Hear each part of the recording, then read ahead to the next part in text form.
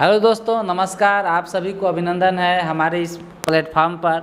आज हम लोग देखिए संवाद करने वाले हैं जो रेलवे जो एनटीपीसी का एग्ज़ाम डेट अभी नहीं आया है और बच्चे इस पर काफ़ी उम्मीद और आस लगाए बैठे हैं कि क्या ये छात्र अपना अंतिम उम्मीद और आस तोड़ ही दें या एग्ज़ाम होगी। इस पर हम लोग आज बात करेंगे। जैसा कि हम लोग आप सभी छात्र काफ़ी अच्छे तरीक़े से प्रदर्शन किए और ट्विटर पर आप नंबर 1 लाए और जिसके फलस्वरूप एसएससी जो है आपने डेट दी, लेकिन अभी तक रेलवे के कान पर जू भी नहीं रेंगा है। तो आज हम लोग बात करेंगे कि आखिरकार रेलवे का जो एग्जामिनेशन फॉर्म है जो कब आए, एग्जामिनेशन डेट कब आएगी, इस पर हम लोग आज संवाद करने वाले हैं। बोलिए इस पर क्या कहना है सर आप? जैसे देखिए, रेलवे का जो मार्च में फॉर्म निकला था उसमें करीब 90,000 की वैकेंसी था और रेलवे ग्रुप डी और एनटीपीसी मिला करके देखते हैं और उसमें करीब 2,80,00,000 के लगभग फॉर्म फिलअप हुआ था। और देखिए, कोई भी एग्ज़ाम होता है सर तो उस पर स्टूडेंट लोग टारगेट रखते हैं कि कोई भी एग्ज़ाम 3 महीना 4 महीना के अंदर वो होगा और उसी के अनुसार से मिडिल क्लास के फैमिली जो होते हैं या बच्चे होते हैं वो लगातार मेहनत करते हैं कि हमारे 4 महीना बाद एग्ज़ाम होगा। लेकिन लगातार डेट बढ़ते जाता है, जैसे जैसे डेट बढ़ता है वैसे वैसे विद्यार्थियों का उम्मीद टूट जाता है और आज वही उम्मीद पे सभी विद्यार्थियों का एक आशा टूटा हुआ है कि हमारा एग्ज़ाम कब होगा। पढ़ते पढ़ते कितने का एज एक्सपायर हो गया और कितने तो उम्मीदें छोड़ दिए कि ये जो रेलवे के एग्ज़ाम होगा। तो ये सारे मुद्दा पर हम लोग अभी बात कर रहे हैं और देखेंगे कि जो रेलवे जो एग्ज़ाम नहीं ले रही है, किस कारण से एग्ज़ाम नहीं ले रही है और कितने बच्चों का कितने रोजगार इस पर टिका हुआ है और क्यों आखिर नहीं ले रही है एग्ज़ाम, क्या इसका कारण है, हम लोग को क्या करना होगा या सरकार ऐसी करती रह जाएगी, रेलवे की गलती है या गवर्नमेंट की गलती है। तो बोलती है सर कि उतना स्टूडेंट का वो वेंडर डिसाइड नहीं कर पा रही है। हाँ, इस पे है। बोलते हैं कि जो हम 3 करोड़ स्टूडेंट का एग्ज़ाम नहीं ले सकते हैं इतना, तो आखिर आप फॉर्म क्यों फिलअप करवाए थे। एक बात आपको यहाँ देखने लायक है कि जो इलेक्शन होते हैं उसमें कम से कम 50 करोड़ 55 करोड़ 60 करोड़ का इलेक्शन हो जाता है, 2 से 3 महीने के अंदर उसके रिजल्ट भी आ जाते हैं। और अगर बात कीजिएगा कि एनटीपीसी का एग्ज़ाम और ग्रुप डी का एग्ज़ाम, तो बोलते हैं कि हमारे एजेंसी नहीं मिल रही है जो एग्ज़ाम करा पाएगी, क्योंकि उस एग्ज़ाम के लिए हम लोग पैसे भी दिए हैं। 500-500 जो फॉर्म फिलअप होता है ना वो एग्ज़ाम कराने के लिए ही दिया जाता है। और जो रेलवे वादा किए थे कि हम लोग 400 रुपये रिटर्न कर देंगे, क्या गरीब इस पैसे को कितना हद तक संजो के रखे, कितना आस लगाए। तो सर थोड़ा सा आप बताइए कि रेलवे पर जो है भारत की आत्मनिर्भरता जो पहले उसका वर्तमान स्थिति और आज की स्थिति में रेलवे की निर्भरता पर आप थोड़ा प्रकाश डालिए। हम लोग देखिए सर बोल रहे हैं कि जो रेलवे का जो पहले का स्थिति क्या था और आज स्थिति क्या है तो हम आप लोग को एक बात बता दें कि रेलवे था ना 1974 में एक आंदोलन हुआ था, उसको जेपी आंदोलन से भी जाना जाता है। उस टाइम विद्यार्थियों ने या जनता ने बहुत बढ़ चढ़ के हिस्सा लिया था और उसी आंदोलन के तहत उस टाइम देश में आपातकाल भी लागू हो गया था। इंदिरा गांधी उस टाइम प्रधानमंत्री थी। उसी टाइम के हम बात कर रहे हैं कि एक तरह आप देख सकते हैं कि तो रेलवे इतना बड़ा है, इसकी निर्भरता देश पे इतना है, इतना रोजगार इस पे निर्भर करता है जिसका आप अंदाज़ा नहीं लगा सकते हैं। उस टाइम की बात है कि जब 15 लाख कर्मचारी कार्य करते थे और उसमें 5 लाख कर्मचारियों को स्थित करने के लिए यानी कि नियत करने का मांग किया गया था। और उस टाइम मात्र रेलवे कितने थे, मात्र रेलवे 11,000 थे और 15 लाख कर्मचारी कार्य करते थे। और आज कितने वर्ष हो गए, 73 से आज जोड़िए तो कितने वर्ष हो गए। आज देखिए कितने 47 वर्ष के करीब हो गया है। और आज रेलवे में अगर देखिएगा डाटा कहीं पे आप निकाल के तो लगभग 12 से 13 लाख कर्मचारी कार्य कर रहे हैं। और रेलवे कितना है तो टोटल अभी रेलवे 22,000 है। 22,000 रेलवे है, लेकिन कर्मचारी नहीं बढ़े। कर्मचारी नहीं बढ़े हैं। रेलवे तो बढ़ गई, रेलवे दिन ब दिन बढ़ रही है। अभी प्राइवेट करने की मांग हो रही है, प्राइवेट की पूरी बात करेंगे। उस टाइम के मेन मुद्दा बना हुआ है रेलवे का जो है निजीकरण किया जा रहा है, इसको प्राइवेट किया जा रहा है, जबकि अर्थशास्त्र आपका इकोनॉमिक्स बोलता है कि निजीकरण से देश की अर्थव्यवस्था बढ़ती है। मतलब निजीकरण से इकोनॉमिक्स देश का जो अर्थव्यवस्था है वो डायरेक्टली प्रोपोर्शनल है। अगर निजीकरण होगा देश की अर्थव्यवस्था बढ़ेगा, निजीकरण घटेगा तो देश की अर्थव्यवस्था घटेगी। तो इस पर आपका क्या कहना है? देखिए, निजीकरण का मतलब ये नहीं है कि निजीकरण आप अपनी कंपनियों को बेच करके निजीकरण कीजिएगा तो देश का विकास हो जाएगा। आप बात कीजिए कि जब ईस्ट इंडिया कंपनी आई थी तो वो किस प्रकार से अपना आधिपत्य स्थापित की थी भारत में, किस प्रकार से वो स्थापित की थी, हम आपसे पूछते हैं, कमेंट में बताइएगा कि जब भारत में कंपनी थे एक एक कंपनी उन लोग खरीदते थे और गवर्नमेंट उनको इजाज़त देती थी कि आप लोग कंपनी लगाइए और कार्य कीजिए। उसी प्रकार से आज भी जो कंपनियां प्राइवेट हो रही है, सर बात ये कि निजीकरण से देश का विकास होता है। तो निजीकरण यानी कि आप बाहरी कंपनियों को आदेश दें, उस पर कड़ी कानून बना करके उसको आदेश दें, वो कार्य करेगा तो रोजगार बढ़ेगा, तो सिंपल सी बात है कि देश का विकास होगा ही।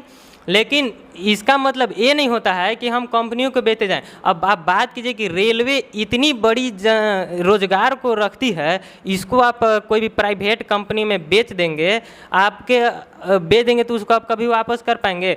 फिर तो उनका मुद्दा बन जाएगा। रेलवे अगर सारे बिक जाएंगे, प्राइवेट हो जाएंगे तो जैसे चाहेंगे वैसे कार्य करेंगे। आज बोल दिए रेलवे यूनियन वाले कि आज रेलवे नहीं चलेगा तो रेलवे नहीं चलेगा, उनके अंडर में सरकार हो जाएगी। सरकार तो बदलती रहेगी, लेकिन जो अभी प्राइवेट हो जाएगा क्या उसको फिर सरकारी किया जा सकता है? आप लोग इस बात को बताएंगे कि क्या जो चीज़ अभी प्राइवेट हो जा रहा है उसको सरकारी किया जा सकता है? तो यही सब कारण है जो देश की युवा सो गई है और किसी का इस पे ध्यान नहीं जा रहा है। इसको गंभीरता से समझिए। आप अपने घर के भी मालिक हैं सर, आपके पिताजी भी मालिक हैं। अगर किसी ज़मीन को बेच देते हैं और आप जिस टाइम उस घर के मालिक रहेंगे, क्या उस ज़मीन को आप अपने हाथ में ले पाएंगे? कैसे भी उसकी अगर मर्जी नहीं रहेगी कि हमको इस ज़मीन को उनको नहीं देना है, तो क्या आप अपने अंडर में कर पाएंगे? एक तरह से आप सरकार हैं और प्राइवेट है, कंपनी रेलवे खरीद लिया है, क्या उससे गवर्नमेंट रेलवे वापस ले सकती है? कभी नहीं ले सकती है। वो अपने चाहेंगे कि हमको 1 किलोमीटर की किराया 1 लाख रखना है तो प्राइवेट कंपनी 1 लाख रख सकती है और देश सरकार रेलवे का गुलाम हो जाएगी। वो जब चाहेंगे तब आंदोलन करके अपना मांग को पूरा करवा सकते हैं। और इसी सब कारणों को रोकना है हमको।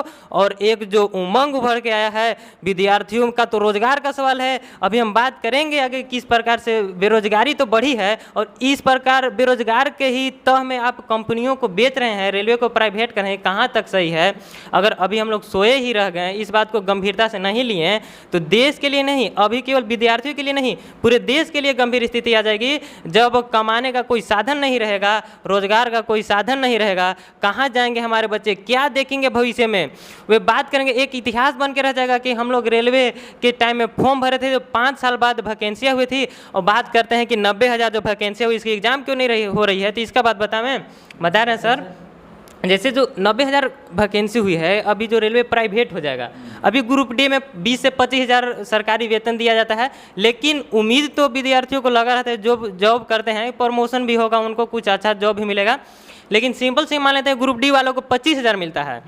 अगर कंपनी प्राइवेट हो जाएगी तो अपने वेतन अपने स्तर से तय करेगी कि ग्रुप डी वाले को कितना देना है और कितना नहीं, कितना किस तब कर्मचारी को रखेगा, भगा देगा, प्राइवेट तो ही ना होगा। अभी देखिए लॉकडाउन के नहीं, पहले हम प्राइवेट कर्मचारी की बात कर ले रहे हैं, रखेगी तो 90,000 की अगर वो अभी बहाली करा लेती है तो ग्रुप डी के लिए बहाली करें 20,000 उसको देना पड़ेगा। और अगर यह प्राइवेट हो जाएगा तो उन लोग अपने हिसाब से कर्मचारी को रखेंगे और बेरोजगारी इतनी है कि उस काम को 5,000 में करने के लिए आदमी तैयार हो जाएंगे। सोचिए कितना बचत होगा।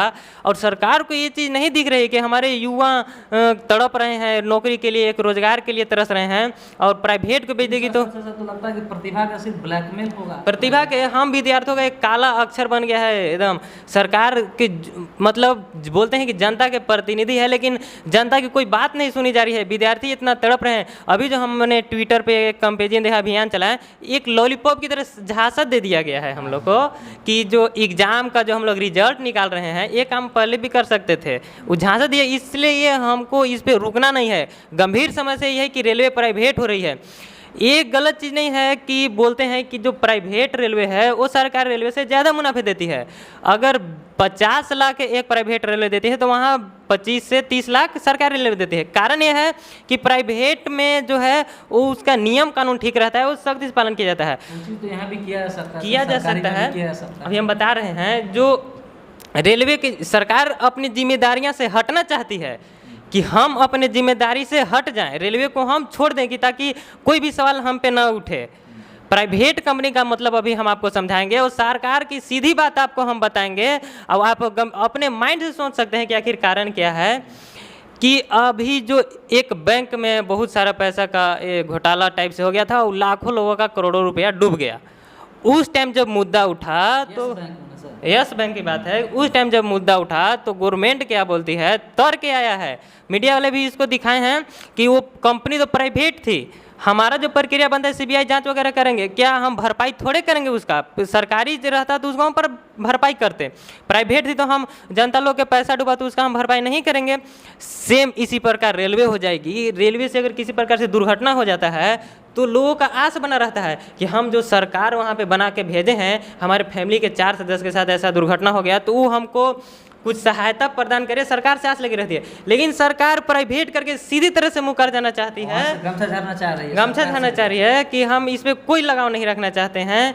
मैंने किसी प्रकार से सुविधा हो जब प्राइवेट जिम्मेदार रहे। हम पहले बता दिए कि अगर प्राइवेट होगा तो पूरी तरह से सरकार उसके अंडर आ जाएगी, सरकार को भी एक तरह से पूरी बुरी समस्या हो जाएगा। आप हम एसएससी और रेलवे को जिम्मेदार हम लोग नहीं बोल सकते हैं, क्योंकि मीडिया को भी जिम्मेदार क्यों बोलेंगे? सरकार जैसे चाहेगी वैसे मीडिया दिखाएगी, उनका ये तो पेशा बन गया है कमाने का। सरकार से कोई पूछ दे कि आप कितने पैसे देते हैं मीडिया को तो कभी नहीं बता पाएंगे। लेकिन आप इकोनॉमिकल क्षेत्र में या स्टूडेंट को मुद्दा करके कभी मीडिया आवाज़ नहीं उठाई है। बहुत आंदोलन हुए हैं लेकिन कभी आवाज़ नहीं उठा है। और अभी जो हम लोग सही दिशा में जा रहे हैं और इतिहास रचा जाएगा कि अगर हम लोग ठीक ढंग से इसको सुधार में ला देते हैं हम युवा मिल करके, तो कि इतिहास बनेगा और बच्चे देखेंगे कि जो एक आंदोलन हुआ था जो विद्यार्थियों ने किए थे, देश की अर्थव्यवस्था सुधारने के लिए, अपने रोजगार के लिए लड़े थे। सर देखिए, कुछ बच्चे जो कमेंट्स भी किए थे हमारे पास कि जो है आज का जो शासन जो व्यवस्था चल रहा है वो ब्रिटिश शासन के जैसा लग रहा है, और इसमें हमारे जितने भी एजुकेटर भाई हैं इसमें काफ़ी बढ़ चढ़ के हिस्सा ले रहे हैं। और अभी भी अधिकांश छात्र सोए हुए हैं, सभी छात्र इसमें भाग नहीं ले रहे, लेकिन कुछ छात्र कमेंट्स किए कि ये शासन जो है बिल्कुल मनमानी किए जा रहे हैं और ये सरकार जस्ट ब्रिटिश शासन के जैसा लग रहा है। इसके बारे में आप क्या कहना चाह रहे हैं? ब्रिटिश तो हम पहले ही बता दिए कि एक एक कंपनी उसी टाइप से हो जाएगा तो कंपनी के गुलाम ना रहना पड़ेगा सरकार को। ये अभी रेलवे बेच रही है, कल का एयरपोर्ट बेच देगी, जो तेल कारखाना है उसको बेच देगी, तो क्या उन लोग जब चाहेंगे तब बोल देंगे कि तेल का सप्लाई 10 दिन के लिए बंद? प्राइवेट वाले बोल देंगे, आंदोलन कर देंगे। क्या 10 दिन अगर तेल बंद हो जाएगा तो कितने % गाड़ी आवाजावन का जो यातायात का साधन हो जाएगा बंद पड़ जाएगा?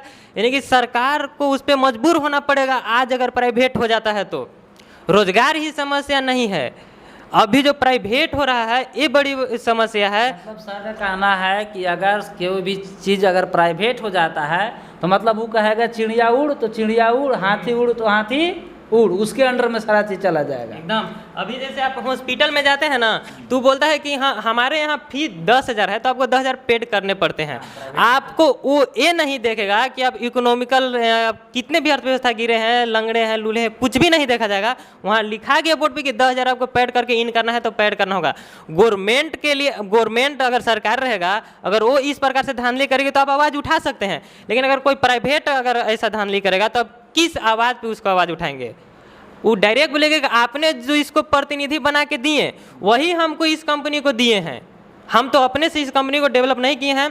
जिसको आप प्रतिनिधि बना के भेजे हैं वही प्रतिनिधि आज हमको इस रेलवे को दी है, तो हम अपने मर्जी से कार्य कर रहे हैं। ऐसा ही बात है, अभी दिखाई नहीं दे रहा है लेकिन बाद में दिखाई देगा। और इस बात को हर व्यक्ति तक पहुंचना चाहिए ताकि देश के हर नागरिक जगे कि देश के साथ क्या हो रहा है। मीडिया वाले इस मुद्दा को नहीं पहुंचाएंगे, वो सैटेलाइट से जुड़े हुए हैं, टीवी उनका जो सैटेलाइट है ना उससे जुड़े हुए, कोई भी मुद्दा उठाएंगे तो पूरे देश के कोने कोने तक चला जाएगा मीडिया, इसलिए उसको चौथा स्तंभ भी माना जाता है। हम पिछले वीडियो में भी बात कर चुके थे।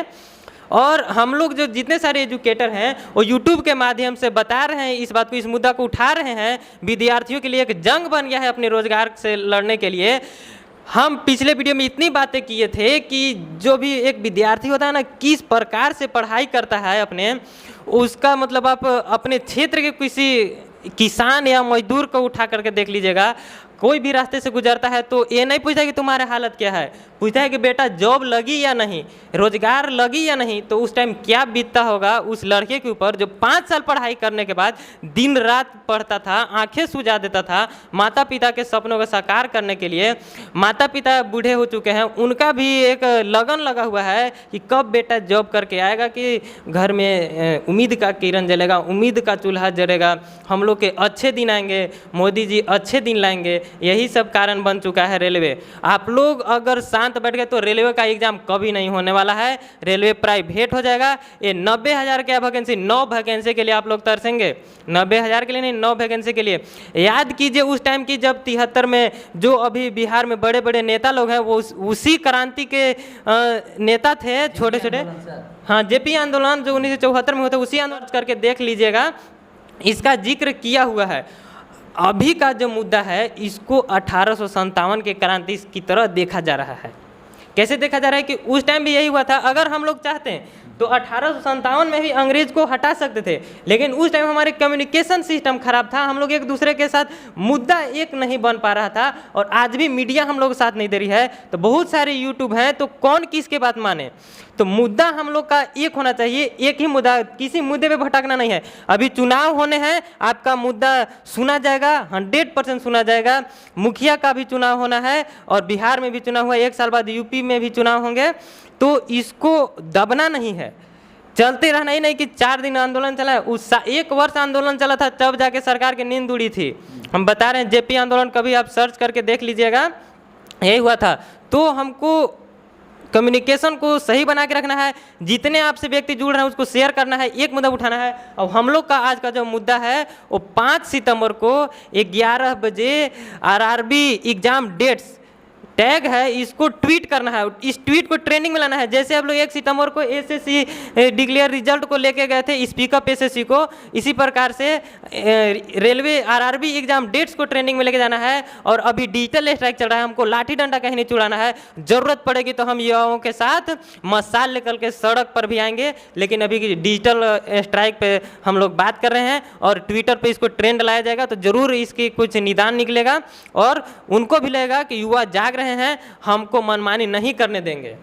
सर का एक ही लाइन में कहना है कि देखिए सबको एक लक्ष्य पर ही अडिग रहेंगे, खुशी से भी उस खुशी की ओर मत देखना, खुशी से भी उस खुशी की ओर मत देखना, लक्ष्य के सिवा किसी और को मत देखना। मतलब जहाँ से भी हम लोग यह क्रांति आंदोलन ये कर रहे हैं और सबका मुद्दा एक होना चाहिए, सबका लक्ष्य एक होना चाहिए। अगर सबका मुद्दा और लक्ष्य एक नहीं रहेगा तो सर वही 1857 की क्रांति के जैसा भी हम लोग असफल हो जाएंगे। इसलिए हम लोग दबा दिए जाएंगे। इसलिए हम लोग को अगर सफल होना है तो एक ही लक्ष्य पर अहिंसक रूप से, अहिंसा हम लोग को नहीं, हिंसा नहीं करना है, शांति रूप से इस पर हम लोग अमल करके एक लक्ष्य पर प्राप्ति करेंगे। सर कुछ मीडिया का और कुछ चमचा का कहना है कि जो आप लोग का ये बेरोजगारी है ये जनसंख्या के चलते हुआ है, और हम कहना चाह रहे हैं कि जनसंख्या और बेरोजगारी फिर किसके चलते हुआ है, अशिक्षा के चलते। और कुछ चमचे तो यहाँ तक भी कहते हैं कि तुमको जॉब या बेरोजगार क्यों नहीं रहोगे, तुम्हारे पास प्रतिभा नहीं है, तुम अशिक्षित हो, तो तुम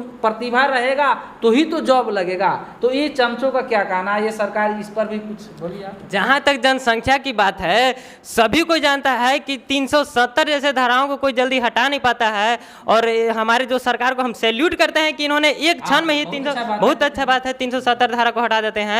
और जो जीएसटी है उसको कांग्रेस जल्दी लगा नहीं पाती है, इस जीएसटी को भी लागू कर देते हैं, रातों रात नोटबंदी हो जाता है। तो जनसंख्या पर कानून क्या हम बनाएं या हमारे टीचर बनाएगी?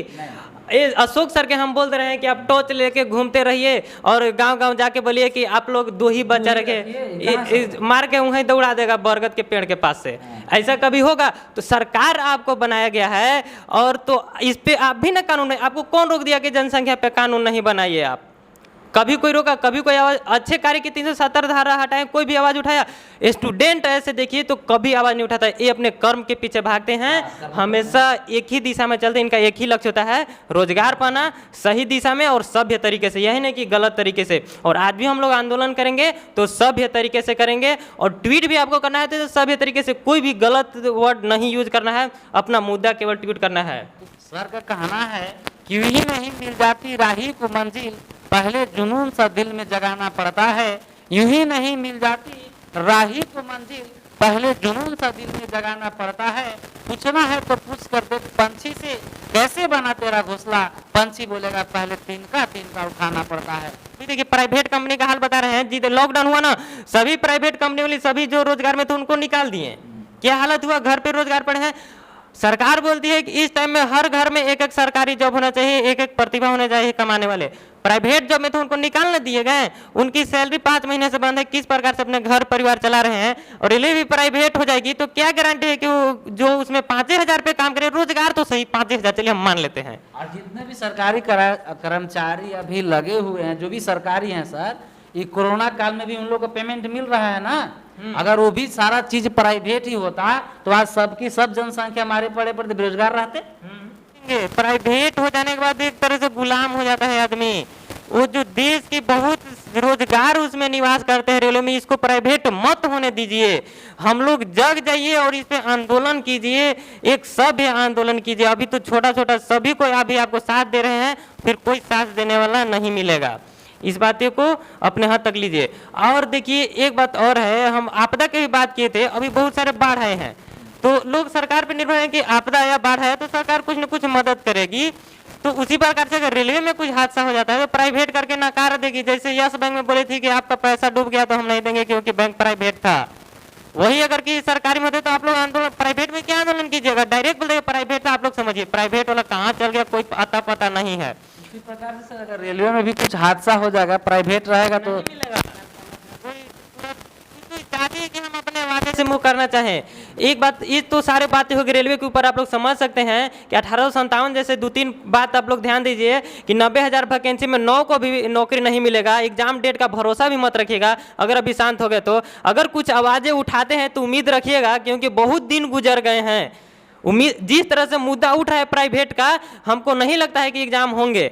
आप आवाज़ उठाइएगा तभी कुछ होने वाला है। लेकिन एक बात और हम बताना चाहते हैं, इससे हट करके थोड़ा, जो आपदा की ही तरह है, जो आज हर स्टूडेंट, हर मिडिल क्लास फैमिली की तरह एक सांप की भांति, डंस की भांति डंसते जा रहा है, वो है रूम रेंट। हम बात कर रहे हैं आज का, ये लोग भी तो कर सकते, नेता विधायक कर सकते थे जी। अभी हम उसी पे बात कर रहे हैं, जो रूम रेंट है, किराया है। हमारे मोदी जी हैं, जो केंद्र सरकार है वो ध्यान नहीं दे रही है, राज्य सरकार भी नहीं ध्यान दे रही है। कोई बात नहीं है, हम लोग तो केवल प्रतिनिधि मोदी जी को ही नहीं ना बनाए हैं, हम लोग प्रतिनिधि उसको भी मानते हैं जो हमारे पंचायत स्तर पे मुखिया होते हैं। प्रतिनिधि जनता के वो भी होते हैं जो एमएलए होते हैं। तो एमएलए आखिर इस बात को क्यों नहीं उठाते हैं आपदा की तरह? अगर वो अपने पॉकेट से ही अगर कुछ विद्यार्थियों को हेल्प कर दे किराए में तो उनका क्या बिगड़ जाएगा? क्योंकि उन लोग के अगर किसी प्रोग्राम पर यहाँ तक भी मुद्दा उठाना है ना सर, मुद्दा उठाना है, इस पे एक बार और हम लोग इस पे पीछे नहीं हटना है। पहले हम लोग एग्जाम देख लेना, इसके बाद किराए के ऊपर भी बात करेंगे।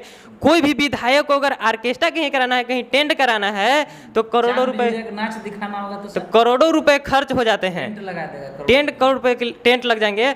अगर यही एक विधानसभा में कितने बच्चे एजुकेशन के लिए होंगे, कितने होंगे? आप मान लीजिए कितने बाहर पढ़ते होंगे। आप सॉलिड नहीं दे सकते, लेकिन उसके जो गार्जियन है उनको कुछ परसेंट तो आप दे सकते हैं। इतना लीजिए, आप अपने मालिक से, आप किराए वाले मकानदार से तो बात ही कर ही सकते हैं। ये अगर एक छोटा छोटा मुद्दा को सोल्व किया जाए ना तो बहुत जल्दी सोल्व हो जाएगा। इस पर भी हम लोग आवाज़ उठाएंगे कि आप जनता के प्रतिनिधि हैं तो आप लोग क्यों नहीं आवाज़ उठाते हैं? संतावना भी हम लोग आगे रहेंगे, इसमें हम लोग अभी आवाज़ उठाएंगे। और देखिए एक बात और है कि बोलते हैं जनता की सेवा करेंगे, तो इस पे संतावना भी नहीं देते हैं कि आपका किराया हो गया है तो इस पे सरकार कुछ अमल करेगी। एमएलए नहीं करते हैं, जबकि उनको क्षेत्रीय तौर पे इस पे आवाज़ उठाना चाहिए। वो भी प्रतिनिधि है छोटे स्तर पे। वोट लेने के लिए सब पाउच के पैसा देने आते हैं। चुनाव जब होगा तो क्या कहेंगे? अभी मुखिया के चुनाव के बाद बता रहे हैं कि मुखिया के चुनाव होने वाला है तो लोग आपके घर में जाएंगे, जबकि होगा कुछ नहीं। बोलेंगे आधार कार्ड दीजिए, राशन कार्ड दीजिए, आपको हम इंदिरा आवास बनवा दे रहे हैं। बनवाएंगे नहीं, फिर बोलेंगे कि आप हमको आधार कार्ड दीजिए, फोटो दीजिए, वृद्धा पेंशन बनवा दे रहे हैं। और आपसे घुल मिल कर रहेंगे, दिक्कतें पूछेंगे, चाय पानी पूछेंगे कि आपके कुछ दिक्कत होगा तो बताइएगा। 5 साल में आपके दरवाजे पर कोई दिक्कत नहीं देखने आएंगे। कभी आप गरीबी से जूझ रहे होंगे, आपके घर में जिस दिन चूल्हा नहीं जला होगा उस दिन भी आप उनको देखने नहीं आए होंगे, और आज आपको जाएंगे तो आपको सीधा जवाब देना है, मुद्दा उठाना है कि आप विद्यार्थियों को साथ दीजिए। आप किन किन बातों को आवाज़ उठाना चाहते हैं, क्या क्या मुद्दा आपके पास है जो हम गरीबों को मदद करेंगे? आखिर किस लिए मतदान करें? बोलते हैं कि पहले मतदान तब जलपान। मतदान करना हम सभी का अधिकार है, तो क्या हमको हक मांगना अधिकार नहीं है?